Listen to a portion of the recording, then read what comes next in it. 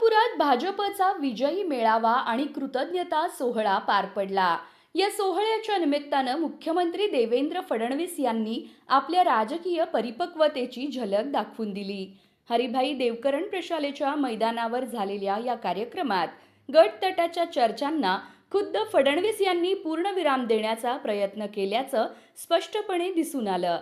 कार्यक्रमाला येण्याच्या आधी फडणवीस यांनी ज्येष्ठ आमदार सुभाष देशमुख यांच्या घरी जाऊन भेट घेतली। देशमुख कुटुंबियांसोबत संवाद साधत त्यांनी त्यांचं महत्त्व अधोरेखित केलं। त्यामुळे देशमुखांना डावललं जातंय या चर्चांना परफेक्ट उत्तर मिळालं। यानंतर कार्यक्रम संपल्यानंतर शहर मध्यचे युवा आमदार देवेंद्र कोठे यांच्या गाडीतून स्वतः विमानतळाकडे रवाना होत फडणवीसांनी नव्या पिढीलाही जवळ घेतल्याचा संदेश दिला। विशेष म्हणजे कोठे यांनी स्वतः गाडी चालवत मुख्यमंत्री फडणवीसांना सोडलं। या कृतीतून फडणवीसांची राजकीय समन्वयाची छाप अधिक ठळक झाली। ज्येष्ठ आणि युवा नेतृत्वाला एकत्र ठेवण्याची ही शैली फडणवीस यांना मुरब्बी राजकारणी ठरवते। सोलापुरातून त्यांनी एकसंघ भाजपचं प्रभावी चित्र महाराष्ट्रासमोर उभं केलं।